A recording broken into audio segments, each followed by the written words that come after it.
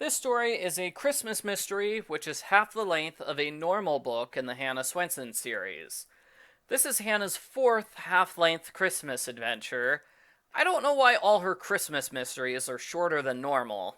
Argo Font Book Review, Argo Font Book Review. This review was commissioned through Patreon. Hannah is forced to dress up like one of Santa's elves. She thinks the outfit looks hideous and makes her look more overweight than normal. But hey, at least she gets a bunch of free candy canes out of this. That won't help her weight problem, but it'll taste delicious. Santa is being played by a department store owner named Wayne Bergstrom, who is suffering from laryngitis.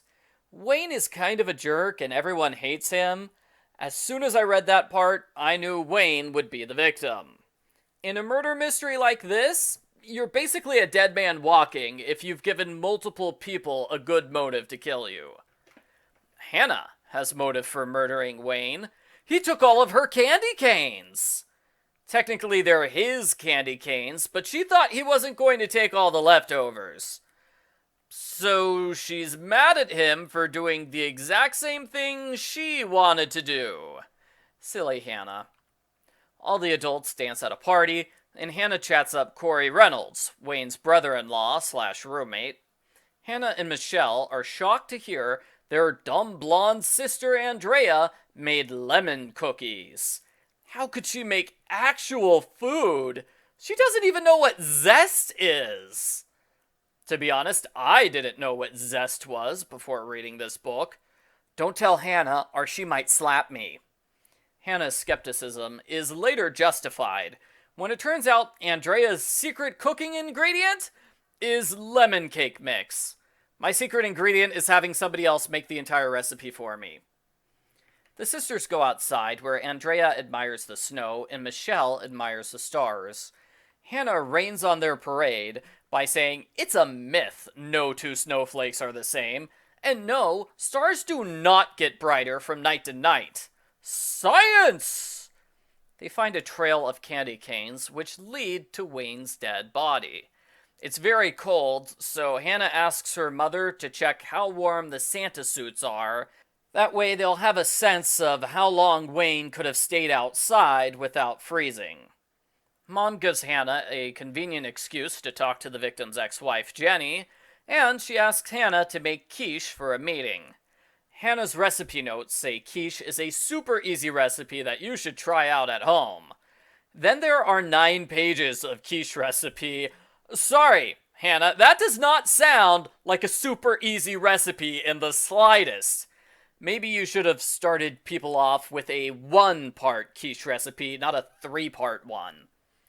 Local car guy Cyril Murphy is a prime suspect, as he fought with the victim recently over a bad business deal.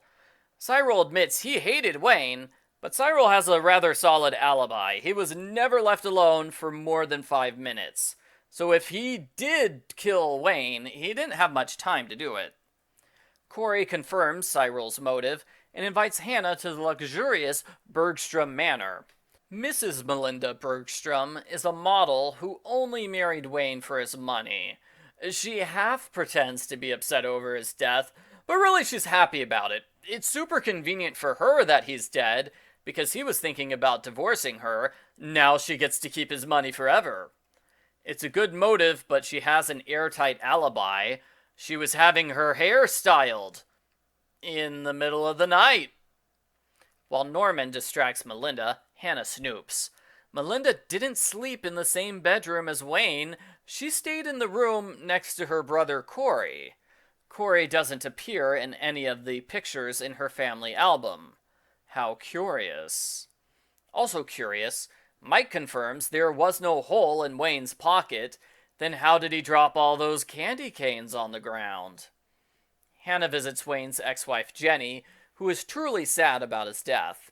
She and Wayne were planning to get remarried, and Hannah cleverly determines they had a secret child together.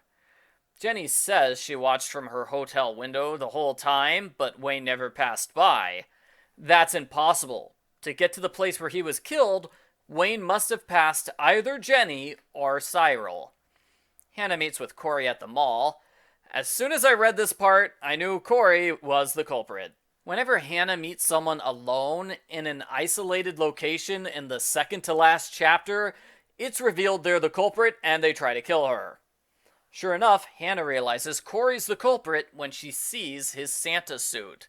Corey killed Wayne several hours earlier. He faked the time of death in order to give himself an alibi. That is, the Wayne with laryngitis was actually Corey in disguise as Wayne, in disguise as Santa. Hannah hides in the Christmas tree area.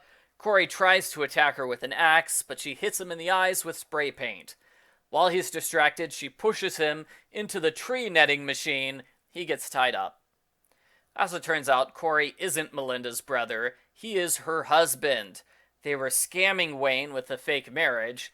As a result, she inherits nothing, and Wayne's fortune goes to Jenny, the single mother.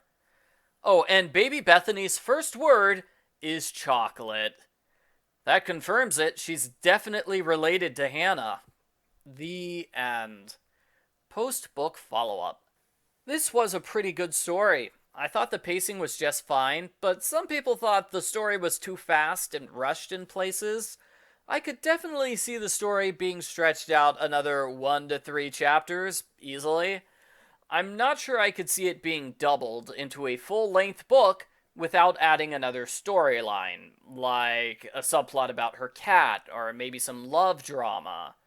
I kind of like the story the way it is. It's very focused on the mystery and investigation, especially compared to the previous book. The investigation in Key Lime Pie murder didn't really start until about 180 pages in. Here, the murder is at the end of chapter 2. This book definitely prioritizes the mystery in comparison to the last one. There are 2 other mysteries in this book by different authors. I kinda wanted to read them, but at the same time, I don't want to get sucked into reading multiple mystery series at once. I have a hard enough time keeping up with this series. I'd like it if this story was paired with Sugar Cookie Murder, which is the other Hannah Swensen Christmas story I like. Overall, I thought it was a good story. It improves on the very things I complained about in my last book review, and the recipes are not obvious repeats, like Hannah's last Christmas special. And for a change, Hannah didn't nitpick everyone's grammar or make references I didn't understand. I should probably give this book an 8 out of 10, but since I liked it more than the last 3 books, I'll give it a higher score just to indicate this is the direction I'd like this series to take. It's much more in line with the first several Hannah Swensen books. I like this return to form. I give Hannah Swensen number 9.5, Candy Cane Murder, a 9 out of 10.